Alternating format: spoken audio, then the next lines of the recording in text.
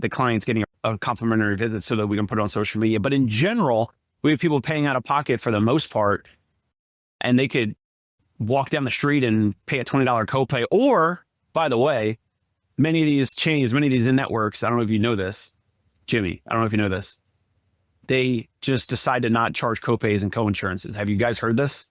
No. They're just like, hey, it's free. Just show up. We're going to bill your insurance. You don't have to pay anything. Isn't that illegal? He's Tony. He's Dave. I'm Jimmy. What's on board? What are we starting with today? Jimmy, you're in DC. So what is the APTA event you're at? Just a short history. There used to be so many different APTA events that they were like all over the place. They've started to like pare them down and put them like all on the same weekend. So this is APTA's Future of Rehab Therapy Summit, where they're trying to bring people together that are doing different things. And in my opinion, it's a good idea. It's something they've been talking about for years.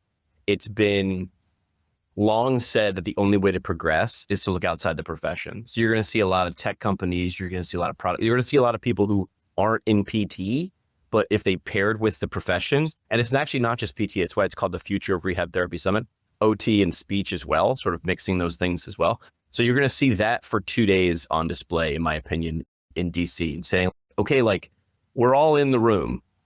What do we need to do? What are we doing right now? What do we need to be doing 2, 5, 10, 15 years from now so that all of us, our professions, are in a better spot or helping more people, or I don't know, still in business, those sort of things. That's where you're going to see for 2 days on display. So that's what I'll be doing. I'll be doing interviews live from here for the next couple of days because I'm as curious as anybody else. Now, this will also overlap with a bunch of meetings like the APTA's House of Delegates, like their sort of like political arm, internal political arm. So delegates from different states around the country will fly into DC and they'll sit in a room with someone with a gavel and they'll say Robert's Rules of Order, motion, second. I don't know what any of this stuff means, but it's how a bill becomes a bill. That'll actually happen too. So it's like APTA's having just a big old long weekend, the weekend after July 4th. This is because of your APTA connections, or is this through Aphellis and you're representing Aphellis, or no? A little bit of both. So I'll be doing interviews on site because I have a microphone, and why wouldn't I? And then Aphellis is throwing a happy hour on Thursday night on the roof of the APTA headquarters, which I call like Avengers Tower or Stark Tower because it looks like Stark Tower from the Avengers movie. It like overlooks the river, the Potomac, and DCA, and the whole thing. So I think it's pretty cool. So there might be some things happening there at APTA headquarters to help the profession. Is that what you're saying? Yeah. So it's going to be 2 locations. One meeting is going to be in DC, and there's a full agenda available online. I did an interview with Drew Contreras, who's the guy behind this, or one of the guys behind this, I should say. There's a lot of people that sort of work to make something like this happen. But it's asking like, where's the future? So a bunch of, did you know there was a PT who won a deal with Mark Cuban on Shark Tank? I think I remember. Product. It was like, we'll get into it, but it was like, it was a bar of soap shaped like an IASTM tool. Saw that. Yep. And he got a deal with Cuban. So I'm going to meet this guy and hang out, which is fun. I don't know. It's different. It's weird. So what makes this a successful event for you? What's on your like top 3 priorities? Yeah, it's always about like connections, right? And again, I didn't start a podcast to meet a bunch of, I started a podcast to meet a bunch of people, but not to get something out of it. But then you look back and you're like, oh, that's the way to do things. I've got a meeting coming up later this week with someone that I met 6 or 7 years ago, because my podcast has been going on for 9.5, almost 10 years, that we're going to work on a project together. So like it's bounceability. Now when you guys or I need someone in this location who does a thing, I'm like, yeah, I know someone, like, and that's not magic. That's not like powerful for me. So for me, it'll be connecting with people I already know and then meeting new people and then just sitting back and saying, what do you do? Like the interview seat is the best seat in the house, in my opinion. And not just because I'm a podcast host, but like you get to see and ask a question and it's not like out of place, and you get to do this. And we've talked to Jeremy Sutton and other people before. You can have a local podcast with really huge implications and pretty big ripples. It doesn't need to be your primary responsibility for it to be impactful. Again, I've always said this. You want to be the smartest. You want to look like the smartest person, not be. You want to look like the smartest person at a dinner party. Ask questions. Be curious, not judgmental. Absolutely. So what do we have on the agenda for today? We wanted to see some sort of statistic, right? You sent us a screenshot of something that we see growth. What is this? This is like out of position. Is this Facebook? Yeah, so this was interesting. This is my Facebook business page. You can see the spike to 400,000 views in a day. I can't believe this. Dave, you might be interested in this. I got a message. I think the message came from Instagram. And basically, I should have taken screenshots. What it said was, take the top 100 best performing Instagram reels, share them to your Facebook business page. All I had to do was click share. Facebook or Instagram, whatever platform was doing this, had everything ready to go. Everything was scheduled, publishing 3 or 4 reels a day. All I did was hit yes. I thought I would get dinged because this is all duplicate content. These are reels that I've shared before, but the numbers speak for themselves. It's doing pretty well. I'd be curious to see what happens from here. You have to remember that this is a game, and you're playing a game with an invisible scorecard for someone else who's in charge and pulling the strings. And that's okay. Like, the North Star should always be like, do good stuff. But then what's good mean? And when am I rewarded for those things? And there's always people that are gonna teach you, like, 5 minutes before you post something, go drop 5 comments and 3 likes on other people's posts, and then they'll see your post when your post. The North Star should always be like, I think anyway, make stuff you like. Because if you don't like it, or if it's not interesting to you, you're not going to keep doing it. Then you can say, then you'll figure out who is it interesting for. I think myself and a lot of people have made the mistake before of trying to make stuff for other people. What's the audience like? And that's a guess. That's a guess. The Yeti videos that Tony made, come on, Tony doesn't, they're funny, but like Tony's doing that for the engagement and see where it goes and all that. Like he's not waking up and I want to go create these custom Yeti videos. I don't know, Tony's a tinkerer, but I agree. You have to like what you do, and then you'll do more of it. And then over time, you do some stuff like you like, Tony, and then other stuff that is like test and see what the audience like. What were you going to say, Jimmy? It's not, so you guys are familiar with what a clipper is, like a clipper account. So a clipper account would be like someone who goes to, like, I don't know, like a Red Bull account or a really big account, and like you just steal their videos and then you just start sharing them, and then you get a lot of likes because like you're sharing really great high produced content that you didn't produce or create. Like, what's the end game for that though? What do you think the monetization on a clipper account is? It can't be a ton, right? Like that, because there's some work in it. I don't know. There's a whole network. I was just listening to a YouTube interview where they were talking about some of the big groups, and that's all they do is they go out there.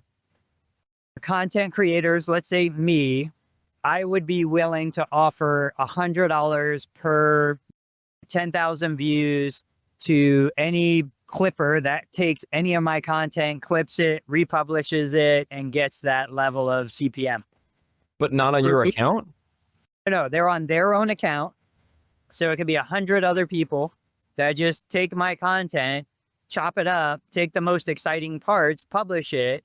I get the reach. Instead of paying Facebook for ads, I'm paying them for the views.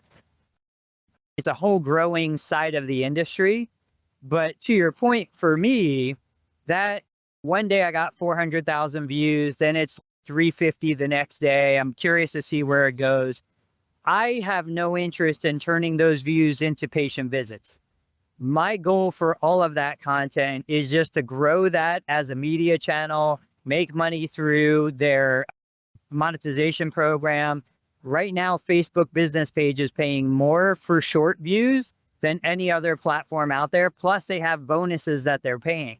So like I might make $25 on YouTube where I'm making 250 for the same views on Facebook business page. So that's what I'm excited about is I want that to be a full-fledged monetization opportunity to monetize those views. So just understanding what game you want to be in and what kind of effort you want to put in, and understanding you can't do 100% of the thing. You can't. Yeah. So what's new with Dave? What's going on Dave's side of things? I'm still focused on the physician marketing, more of the social media stuff, posting more stories, posting more posts, getting in front of more folks in terms of building relationships, a little less of the paid ads and more of the organic marketing. And I just basically have started growing, like just working on it. Concierge Pain Relief on Instagram. It's got 123 followers or something small. I posted a couple stories yesterday. I don't know, I think the story got 50 views. So I can see who viewed it. So of like the 50 people that viewed it, 5 of them are actually physicians in the area, like literally in Manhattan and Brooklyn. You have an account, you post a story reaches, I thought it was like 5 or 10% of your followers. This is like 50% of my followers. And then I don't know, 10% of the viewers of the story, and then I can actually see that. Now, of course, I can see if they watched, I can't see if they watched one split second of it or the entire story, but you can see if they click through and continue to watch the other stories. And all the stories are myself or one of my therapists treating our patients and clients, right? So I want to get that out there. I want to do more of what Josh Funk is doing and getting out more videos of patient treatments, the stuff that Tony's been doing, the stuff we've been talking about. Just yesterday, I had one of my physical therapists come here to my apartment. He treated a friend of a friend, and I was doing like video and all that. So we got more content just yesterday. And the one thing with that is maybe my therapist was a little bit nervous or something in front of the video. I don't know, because I was like the third person like in the room. And so I think he was a little nervous or whatever. So I need to coach him on. Tony's going to laugh and say it's a little bit of the healthcare theater, the medical theater, but I need to coach him on being a little louder and being a little more assertive and a little, not like we're gods or anything, but just a little more of, hey, like I see you have this going on, and with this going on, it's like this, or we're going to work on these types of hands-on manual therapy techniques, and this is why we're going to do it. And then we're going to do some drills and talking. I think as a segue to what I'm working on, a segue of that is like getting more of the patient buy-in and coaching your therapist. And I think some of the best therapists, Tony talked about it before, not always necessarily the most skilled or the best clinically, but folks that are personable and they're treating you, but then they're able to talk about sports, current events, weather, whatever, some local thing that's happening. And so in a nutshell, those are all the things that I'm working on right now. Yeah, I told you guys the 3 A's that Eric Mera taught me like 10 years ago, right? Available, affable, and adequate. And I shared that on LinkedIn, and people were like, you need to be the best. And I'm like, no, the 3rd A is adequate. And when you wrap your head around that, means doing the basics really well. But people will focus on climbing mount certification and mount nuance, and then come full circle and be like, how come I'm not making more money? I'm like, you're climbing the wrong mountain. You're focused on the wrong thing. Like being available and affable and adequate. This is not saying don't improve yourself. Like people love to go down the slippery slope of the tiny little nuance that we're talking about. But if you're not adequate at the thing the person in front of you needs, they don't need you, and they won't come back. Especially if you're not, I don't know, like availability is important, but like affable. If the person, I don't know, that one to me like stands out. You have to be likable. You have to be approachable. I think if you're a therapist watching or listening, if you're focusing on those 3 A's, you're not the best necessarily, but I think you're striving to be your best, whatever that might be, whether it's in this year or the coming years, whatever. And I think patients and clients see that. I think they see, or if they start to know a therapist over time, they can see, oh, they're always early. They're not late. They're But if you tuck, I don't know, if you tuck your shirts in, we do. If you guys don't, whatever. But if you tuck your shirts in, you look clean, you look presentable, your shoes are tied, they're not untied, you're shaved if you shave, clean cut, you're prompt, you're on top of things. You remember, remember last week you were walking out and I said we're going to do this, and now we're going to do this thing. All of that, I think patients and clients can identify. I think they can see clusters of data points over time. This is a professional that is striving to do their best. What do you think? But it's locks and keys. Not everybody's going to that thing. There's no better. There's just better for this one person. What's the guy's name? Mike, who wears the black rubber gloves, and he's got the mechanics tool set with next to him. Mike, he's always sharing videos. That ain't for everybody, but for the people it's for, that's the thing that they're looking for. How do you know what you're looking for? I'll know it when I see it.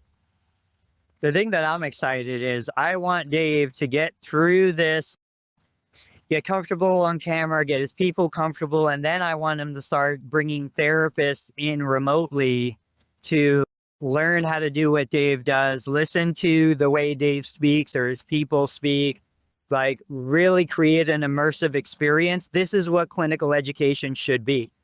It shouldn't be a bunch of us on a weekend in a lab working on people who have no problems. It should be us behind a camera working with or observing real patients and real situations with real context. I want to hear how Dave handles a high anxiety patient who hasn't slept in 3 days. I want to hear how Dave handles somebody who thinks that he should be a servant, not a physical therapist. I want to hear those unique situations. And I think other therapists would absolutely pay for it, would benefit from it. They would never get something like that in school. That's what I would love to see. Yeah, you're going to do it and then teach others how to do it. I don't want to get into the coaching or the continuing education businesses. So I would probably make it expensive. I would say, I don't know, I'd make it $1,000 or $2 just to make sure you're serious, and then actually be serious enough to implement the things that I know work, at least with our type of population. Like you said, Tony, the words, the phrasing, I was just talking to Annie over breakfast about this. And I was saying, I need to coach my therapist Porus about this, being a little bit more assertive, just being louder. Just, hey, were you nervous because there were some video going on because you were quiet? I walked in, I walked out. It was like a library in here. Come on, let's loosen up. We're here to help someone that's in pain, and they're choosing to pay out of pocket. Or in this case, it was a free visit because it was the golden ticket. So it was a free treatment. I'm paying the therapist, but the client's getting a complimentary visit so that we can put it on social media. But in general, we have people paying out of pocket for the most part, and they could walk down the street and pay a $20 copay. Or, by the way, many of these chains, many of these networks, I don't know if you know this, Jimmy, I don't know if you know this, they just decide to not charge copays and co-insurances. Have you guys heard this? No. They're just hey, it's free. Just show up. We're going to bill your insurance. You don't have to pay anything. Isn't that illegal? Yeah, of course it's illegal. Yeah. Why would they just? Why? Because they're in the business of billing units, and they want to make it as cheap as possible for people. Pack them in, volume game. I would say that's a mill. So where did you hear that? I'm curious to hear some of the context in the back. We just heard it from a patient who was in the area going to some other place, and she's like, oh, this other place, it's free. And we verified her insurance. When we verify the insurance, we get the in-network and the out-of-network. So her in-network copay was $20 or $40 or whatever. I know that's a nominal amount. And in New York City, to waive that, by the way, I don't want to be on a soapbox, but if you waive a $20 to $40 copay, unless you're doing it's not kosher, it's not legit, it's not legal, no matter what, first of all. But if you're waiving a $20 to $40 copay in New York City, do you even have a business? Do you even have a valuable offering? Because you need to make it free so that people will actually walk in and show up. Crazy to think about, because we're charging hundreds of dollars per visit. So it's I'm on the other side of the spectrum. Yes, it's illegal. It's crazy that it even happens. Tony, I've heard this for years in different states and friends and colleagues and all that. I'm not saying it's everywhere, but it is I would say it's largely everywhere. It is a form of insurance fraud. Like you either enter into a contract with an insurance provider or you're an out-of-network provider accepting assignment, which is like a mini contract. And basically what you're doing is you're saying to the insurance company, hey, we're going to collect this. And then to the patient, you have a backdoor deal that's like, no, just come and we're not going to charge you. It's absolutely insurance fraud. Yep. Now, there are certain things you are expected to make a reasonable effort to collect the amount. Oh, I'm sure they do. Right. Yeah. That's the thing. What does that mean? And to them, it's a numbers game. You get enough people, a $30 visit is better than a $0. So they're going to do it. But this is the stuff that we're fighting against. And I still always go back to, it is because the majority, especially in outpatient ortho. Don't say it. The majority of people will not come if there's any out-of-pocket cost. They're just not going to do it. It's not a priority for them. It's not the solution they want. They want maybe pain relief. They want something else. They don't want to come in and do what we want them to do. And we are so desperate to serve what we are cooking to the community that we will do anything, including commit fraud, lie in our documentation. Let's go that direction for just a second. How many patients say, I want to get back to golf, and how many therapists turn that into, my patient can't walk between rooms? No, that is not what they said. That is not what we're treating them for. You won't get paid, so you commit fraud, lie in your documentation, just so you can milk the Medicare system. And everybody freaks out that there's that $14 billion case that was just published. That's probably one in thousands of cases of overt fraud, overutilization, all of this stuff. And nobody seems to want to deal with it or address it or even discuss it. Yep. Amen. Jimmy, what's on your mind? I'm just thinking, what's the future of a profession that feels like it? A lot of people need to do that. Exactly. They're already getting squeezed on the reimbursement side, and then they need to fill up the schedule. They need to get more they need to get more patients coming in, and a lot of them have decided over the years. I think this has been going on for probably decades, but definitely in the past, 10 or so years, I've heard this from friends, colleagues, other states, other cities, definitely in New York, Florida. They just don't charge someone, or they'll say to the patient, they'll say, Jimmy, we're going to send you a bunch of emails and payment links for you to pay this copay and this coinsurance, whatever. Just don't answer the emails. Like, are you serious? I cannot believe it. Unbelievable. I think there's huge value in the profession. I don't want anybody to take my words and think that I mean there's no benefit to being a physical therapist. I try to call out outpatient ortho because I do believe we are the worst violators. I think we've just pushed so far away from what the original intent of therapy was. I look at what neurotherapists are doing, hospitals, and just all these spinal cord injuries and amputees. And there's I am on the far side of that spectrum when I say the real intent of insurance. I did an evaluation this morning. This individual does not need physical therapy billed through insurance. They need some fitness. They need some 2 or 3 things that they can do on their own, and they need to be discharged to do it themselves. If they came, they would be coming because they won't do it themselves, but that's not what insurance is paying us to do. And so I feel like as long as, I hate to blame the schools, but I think there's a culture in the schools that teaches therapists that everything should be covered, and you've got a doctorate level education and insurance should pay for it, and you're saving the insurance company money and you're reducing surgeries. And I just don't think that's what insurance is paying us to do. And so if that's where the seed gets planted and the therapist expects this should be paid for because it's coming from me and I am a physical therapist, I just don't see that as something we're gonna overcome.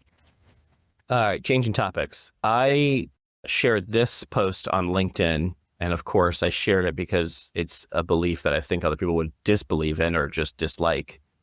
And I decided to focus on this flex that physical therapists like to bring up, which is that we spend so much time with our patients. So the post essentially is like saying, we love to brag about how much time we spend with our patients, and that's the value.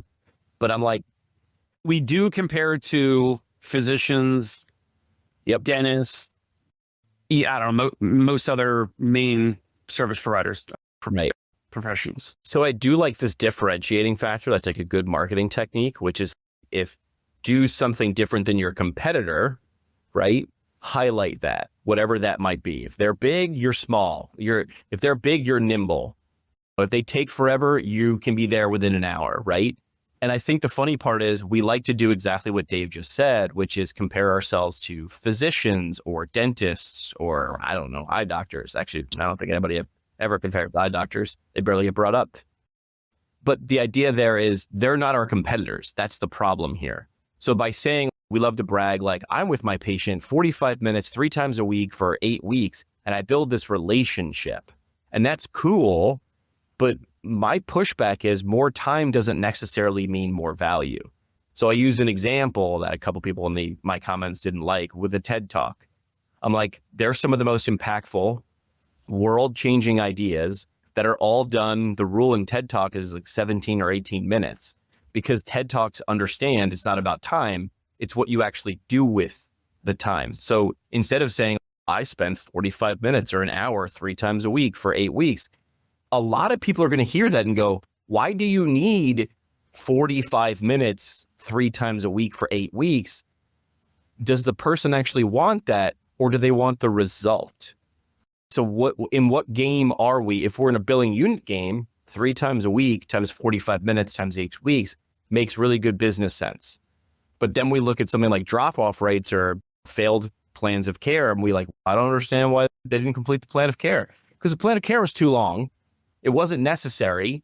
You failed them somewhere along the line and they stopped coming. That was a good decision on their part because they stopped seeing value. So you saying the value in the eyes of the patient client is what you're saying? Value when you're saying value? No one else gets to decide that value except for the third party payer. They decide how much a unit is. So that in the eyes of the audience, the patient, if the value isn't there, they stop showing up. I don't blame them.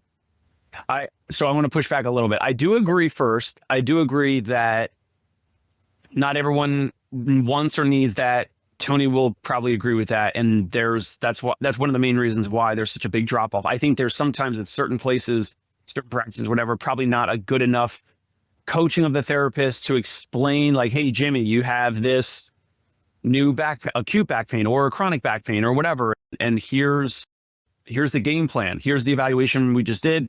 Here's the game plan. We're going to do this and we do these things. If you come to these visits, you do this, you do a little bit of stuff at home.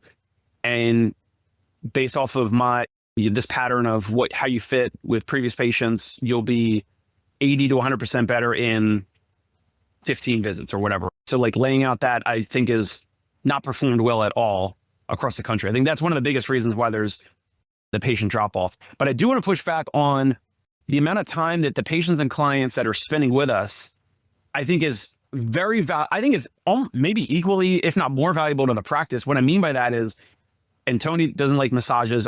I get massages once in a while. If you go, you lay prone, and then eventually they turn you over, you're laying on your back, you're laying supine, you're getting a massage or whatever. You're not even talking. Like there's no talking, which is fine. That's just the way massages are. So there's no real relationship building. There's less of the affinity of, oh, I want to send my patient, my friends, my neighbors to this massage therapist. Yes, some people do that. But I think because we have so much conversation with our patients and clients, because of the extra time you're talking about in person, I think there is a ton of value. I think the client and patient typically, hopefully, gets a lot of value from our knowledge. And then Tony will talk to the patients and clients about hydration and sleep or recovery techniques that they can do or Amazon products they can buy to aid their recovery or whatever. And the communication that we have with our patients and clients, I think helps the practices also because then it's easier. They're like, oh, I'm referring my neighbors, my friends, my coworkers, whatever, to that physical therapy practice because they're great. They're affable. They talk about sports. They talk about the weather. They talk about travel. They keep it lighthearted. It's like the joke books at Tony's practice, and it's cheers, and everyone knows everyone's name and all that. I think that's underrated across the country for outpatient physical therapy practices. No, I think they love to tout that. I think that is like what like a lot of people will say, and they'll say it, and I heard it as a student ad nauseum. Here's the thing. It's only good when it's good.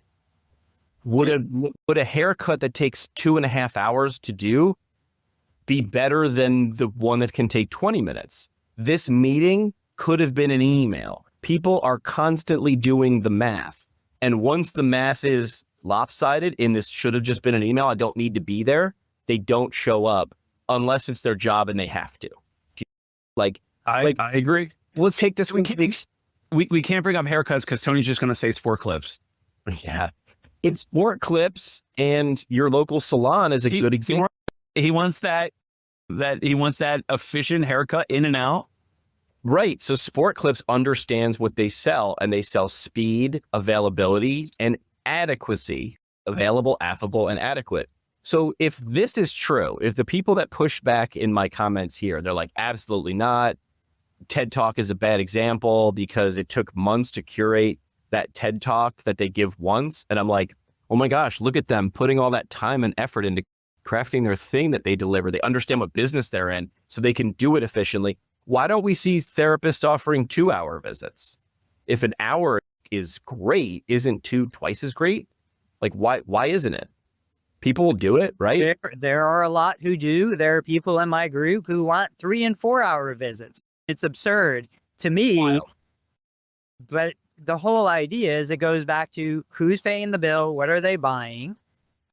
I was just listening to, I can't remember the show, but they were looking at, and I shared a post about Chili's and how Chili's has made a comeback for 20 years. Chili's, the restaurant, the restaurant chain, they were stagnant, no revenue growth, no improvement. They were barely surviving. It sounds exactly like the profession of physical therapy.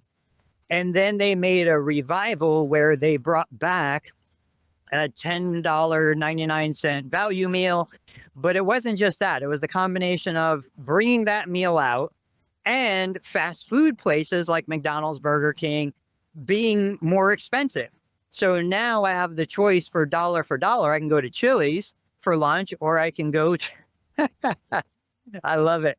Or I could go to McDonald's. I'm generally going to choose Chili's. I think in our profession, confirmation bias is stronger than ever. The people that want an hour with Dave are paying for an hour with Dave. They want the personality. My therapist, not me, my therapist. Anyone, whoever, yeah. That's what they're buying. But there's a whole huge community of people who will say, I don't have time to go to physical therapy. I've got kids at home. I've got a job. I've got all of these other commitments. Who has time to waste an hour talking to a physical therapist? I don't need to pay for friends. But the geriatric at home who's lacking socialization and Medicare is paying the bill, they'll go for 3 hours. We have people here that the only way I get them out of the clinic is I have to increase the intensity to the point where they're begging to stop. They will then leave the clinic. I had a patient yesterday, Medicare beneficiary, who was like, oh, that's it? That was quick. I said, look, you can jump back on the treadmill and we'll start running, or you can leave right now. You did enough. And she was like, no, I'm good. I'm ready to go. Point being is we're always have that tendency to, everybody in my clinic says they love manual. It's because you attract people who love manual. Yeah. There's a huge population who don't want you to touch them, and they won't come to your clinic because you can't keep your hands off them. But we need to find solutions to serve different communities. Yeah. Yeah, you attract what you attract on purpose. I had a friend starting a clinic, and they wanted to make sure that hands-on was on their business card, on their logo, because that's what they wanted to do. But that's also smart, because if that's what they like to do, make sure you do that so that you're building a business that you actually like to work in. Tony, there's a lot of therapists. I know Mick Aglani, who I had on my show several times. He had Arrow Physical Therapy. It was, I think he ramped it up to 3, 4, 5 locations, sold it to Alliance Physical Therapy. And he, regardless of the payer, regardless of the in-network contract and how it reimbursed, whatever, he had the hands-on ethos. He coached his therapists, like anyone that comes in, they need hands-on. Like he believed that the hands-on treatment developed or helped with the relationship, the therapeutic alliance, whatever. But Tony, you do like basically the opposite. I think the most manual therapy Tony Maritato does is when he points to someone's total knee incision during one of his TikToks or reels or whatever. You're pretty successful in terms of attracting a different type of patient that's okay with movement, exercise-based physical therapy, and you don't do a lot of manual therapy. And so you're just like an opposite view or an approach. I'm not against manual therapy, but another classic example. So yesterday we had a couple new patient evaluations. The way I do my evaluations, I've said, is a little bit different. My PTA is involved right from the first minute. So patient comes in, we have our talk, I get the case history, my PTA is with us.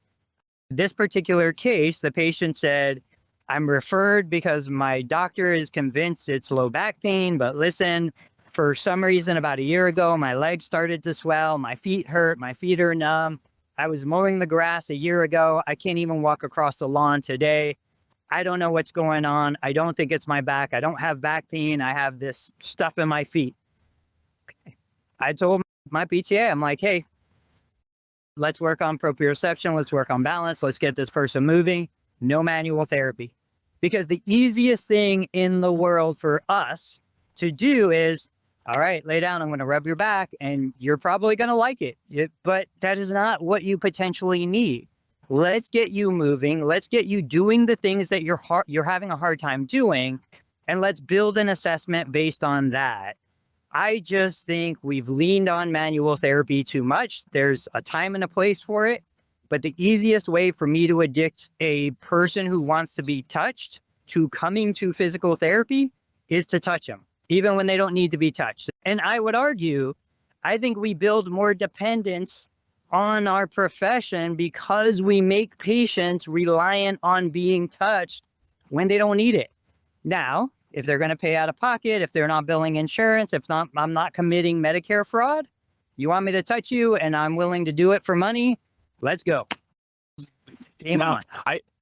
You've said plenty of times that manual therapy, oftentimes you phrase it or you frame it as a bribe for the patient to continue to come. I get that. We've talked about it a bunch.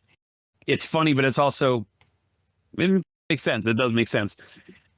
For patients out there that have the like chronic pain or they need a lot of behavior change, Tony, is there a middle ground to that? Is there a therapist that's going to push back on you and say, if I do a little manual therapy up front to try to build, not on purpose, trying to build their dependence on passive treatments or whatever, but wouldn't some therapists or some patients benefit from some of that manual therapy to get that patient to come 2, 3, whatever times a week to, assuming it, whatever, insurance, medically necessary or whatever, or their self-pay or whatever, but to build the behavior change over time if they have the lower leg edema or chronic nerve pain or neuropathy or balance problems or whatever, we know it's not going to just get better from one visit a week or one visit every 2 weeks or whatever. Is there a place for manual therapy there where it's like you're doing a little bit of an assessment, maybe you're doing a little bit of, like you say, Tony, a little bit of rubbing their back and rub their shoulder over their shirt or whatever. Is there some benefit for some of the chronic patients that have chronic issues or they're overweight or they have comorbidities to build dangle a little bit of a carrot to get them to come for weeks or months to actually make some change, whether behavior change or some health changes? What do you think? 100%, $1,000,000%. Yes.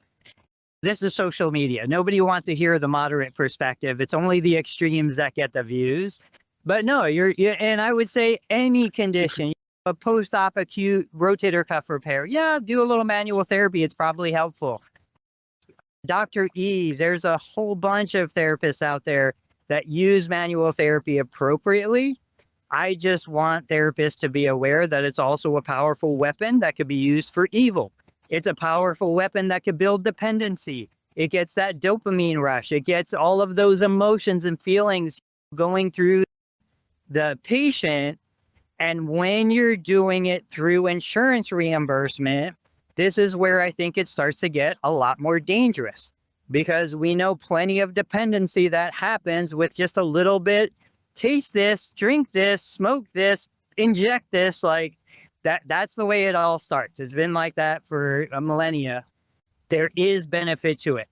Not enough water, you're dehydrated, too much water, you drown. There's a sweet spot in the middle. It's an intervention we can all use and enjoy and appreciate. We just have to be mindful. Are we doing it because it's in the best interest of the patient, or are we doing it because we need to pay the bills? Those are different stories. Jimmy has been very quiet the past two topics. Because this isn't the world I necessarily live in. You know what I mean? You guys are doing this every day, and this isn't what I live in. So I'm smartly saying a phrase without saying a phrase, which is, I don't do this enough to have opinions. So I'm listening to people who have opinions because they do this.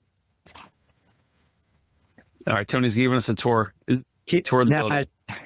We're getting a new internet installed, and so I had to get out of the way. Keep the conversation going. I'm going to be right back.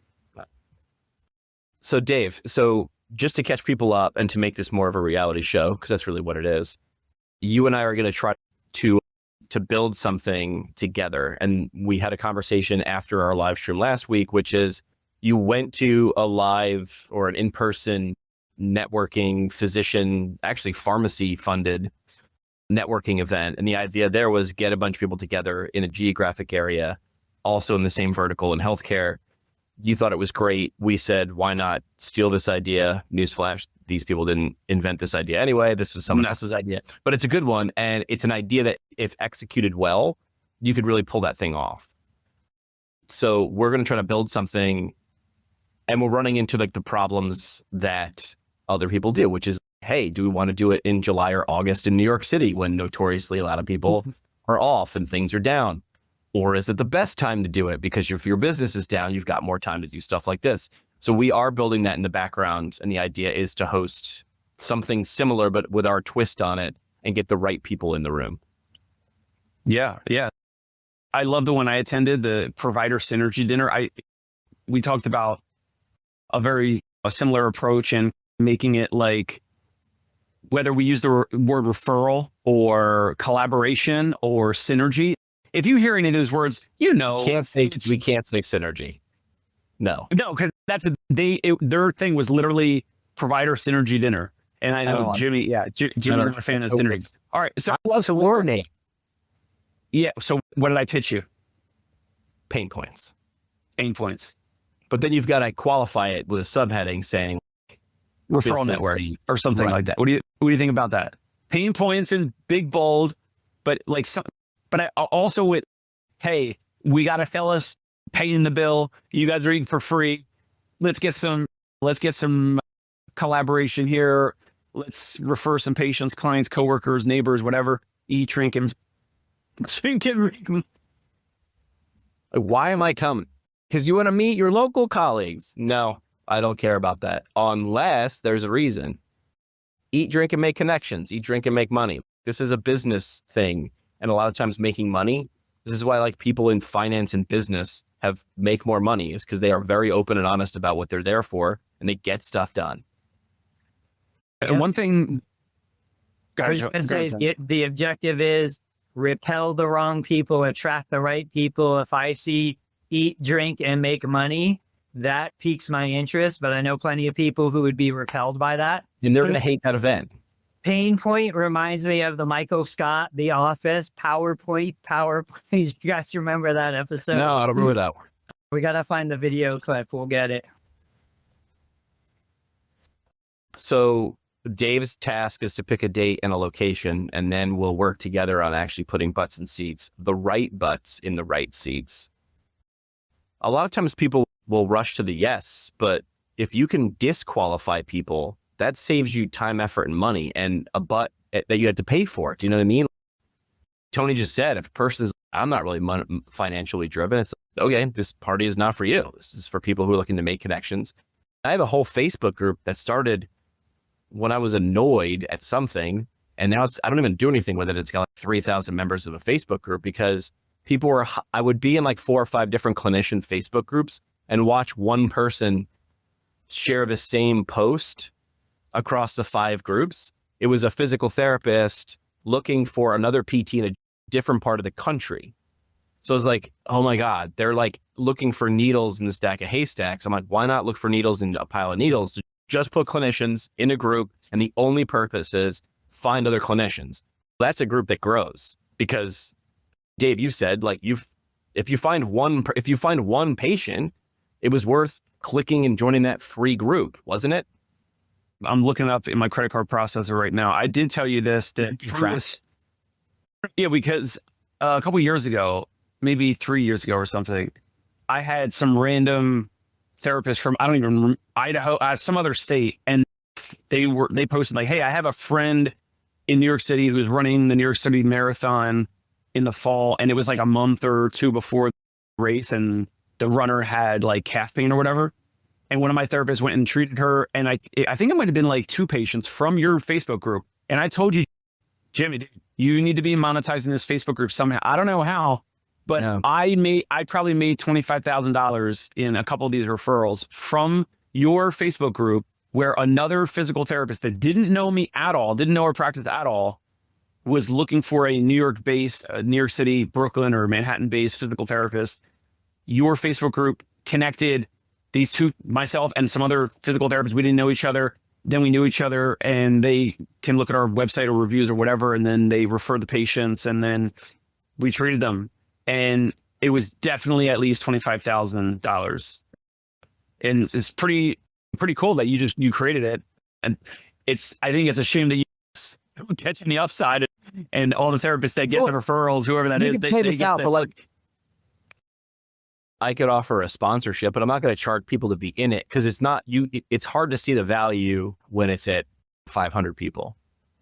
Even 3,000, you're like, I don't know. So I'm not going to charge people to join it. It's like the podcast angle. It's like you don't charge your listener. You don't really charge your guest unless they're really pitching something or they want more than the average deliverable. You charge someone who wants the attention of that audience. So I'm sure I could get, I don't know, MedBridge or something like that would be like, yeah, okay. There's 3,000 clinicians, but they have a strategy already with affiliate codes, and I'm not running around copying and pasting affiliate codes. That ain't the best.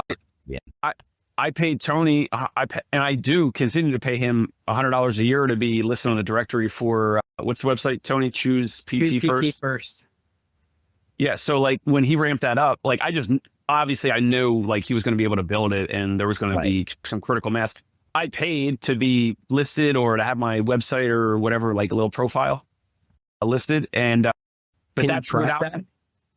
But I don't think I've gotten any patients from it, but I know that if I just got one, it would pay for multiple years of it, 5 years, 10 years of it, or whatever. So I was like, of course it makes sense. And it was like maybe a small amount of supporting Tony and his project and building the website, but really it was like, this is what's in it for me. I know I got free leads from Jimmy's Facebook group. I'm probably going to get leads from Tony's directory or no, is the mobile therapy website, or it's the Choose PT First? It's probably, basically I made the listings on both for everybody. So you're probably on both. Yeah. Jimmy's got a Facebook group now. How many? 3,000 people in it now? I'll take a look. Yeah, but yep, close to that. Could you, when you let new members in, could you, I don't know if anyone will pay it. I would right now, if you charge 50 or $100 to just get in the group, if you're not in the group already. Like the party already started, we got in for free. New members have to pay whatever. Yeah, it's like 3,200. So there's 3,200 clinicians, all from different parts of the country. I do moderate it pretty well because every once in a while people will start just spamming stuff and they'll start like dropping job things. I'm like, that's not what this is for. Because as soon as you don't moderate that, then people see your name and they're like, it's just more spam. I get that. So I blow people out. I don't give 3 strikes. You get 1. This is not the group for that. If the person running your account can't understand that, you're gone, but you weren't a good fit anyway. So I ain't losing sleep on not having you. And a lot of people from outside the US try to come in too. And like, I literally just asked 3 questions, like, are you a licensed physical therapist or physical therapist assistant? What setting do you practice in? Where are you geographically? If you don't answer the questions, I'm like, you out. Or if I can see on your profile that's a lie, I'm like, you're out. There is some work to it. I'm going to estimate about 29 seconds a month in terms of effort to keep those people out. I do still think Facebook groups, private Facebook groups are a huge value add. I don't monetize mine, but the Medicare billing groups at like getting close to 10,000, over 9,000 right now. The total knee replacements getting close to 20,000. The media group, Passion to Profit, is like over 1,000. You capped that one too, right? You like locked that for a while. Yeah, I stopped taking people. I don't know what I'm doing right now with it, but point being, these are free communities that are a concentrated group of individuals with a specific interest. You just manage it a little bit. Jimmy said, if somebody shares something in my Medicare group, I kick them out instantly. There's zero discussion. But these are seeds that we're planting that at some point may potentially grow into something bigger than it is right now. Right now, it's still just free content. I was thinking, when the time is right, you'll know it. The time isn't right for it yet. So I haven't done anything with it. But other people watching, listening, these highly focused Facebook groups don't have to be big to be productive. Because they're the right people. We'll go on Facebook. Everyone's on Facebook. That's the problem. Reaching everyone is not a strategy. So, it's the radio model. You sit there and play songs every day, all day, 24 hours a day until someone comes along and goes, I want to sell some pickup trucks. Here's a bag of money, run a commercial. Now you have to build the audience first. All right. So before we wrap up the show, what is your agenda? If anybody's out in DC, they're going to this event right now. What is your schedule today? Where can they find you? So it starts tomorrow. So I'm here a day early. So I've got a thing tonight, which is why I'm here a little bit early with all the speakers. I'm meeting all the speakers, then I'll be interviewing them throughout the day, Wednesday and Thursday. But there's a happy hour Wednesday on site at the event. And then Thelis is sponsoring the happy hour on Thursday on site at APTA headquarters. So it is Wednesday and Thursday. Drop us a DM. Would love to meet people. It's a particular group. It's not meant to be a 2,000 person conference. It is meant to be 500 or something like that, because there are a lot of industry people. But even if you're not going to come, hey, listen to some of the conversations we're going to have and release over the next couple of weeks. Also, just look at what logos are in the building, because those companies they're saying that these conversations are worth spending money to be in these rooms. That's even just paying attention to what logos are on the wall is important. Very nice. All right. I need to get back in the clinic. My parting shot, take a look at Facebook, revisit it again. Facebook private groups, Facebook business page. I've heard this from other content creators that Facebook is just putting a ton of effort and money behind growing video and media on the platform because other platforms have taken so much away. And I can tell you, based on my numbers, like Facebook is paying me more per view right now on short content, vertical videos, short videos, than any other platform I'm on. It's a huge opportunity. My party shot continue to focus on social stuff. Jimmy and Tony have been a huge influence and help for what I'm now doing, recording patient treatment encounters, putting content out there, stories, posts, throwing the hashtags in, doing all that, getting physicians to watch my stuff, which I can't even make 5 physicians watch my stuff. Like the fact that it's even happening without me even DMing them or hitting them up or anything is pretty cool. I'm just going to continue to focus on that. And if you might be in the New York City area in August, maybe Jimmy and I will invite you to this event. You can meet some physicians and other physical therapists. Yeah. The thing I'll say is the thing I've been thinking about for a little bit the last couple of days, which is, if your definition of success changes, that's not a failure, that's a success. So if you're paying attention to either what you like or the people that are coming and patronizing your business is changing, that's a good thing. That's a sign of strength, not weakness. It's like changing your opinion when faced with new information. That's a good thing and not a bad thing. So maybe don't resist that, because I think a lot of times we white knuckle some things that we believe because they're part of our identity. I'm guilty of that, which is why I'm probably saying it as my parting shot. Hey, it's Dave Kittle. Are you a healthcare business owner or physical therapy practice owner who is looking to figure out your succession plan or exit strategy? We might be able to help. And in fact, we may be interested in acquiring your practice. If you're interested, you can reach out to me. Shoot me an email at dave@conciergepainrelief.com. That's DAVE@CONCIERGE painrelief.com. Or you can call me at any time, 646-781-8884.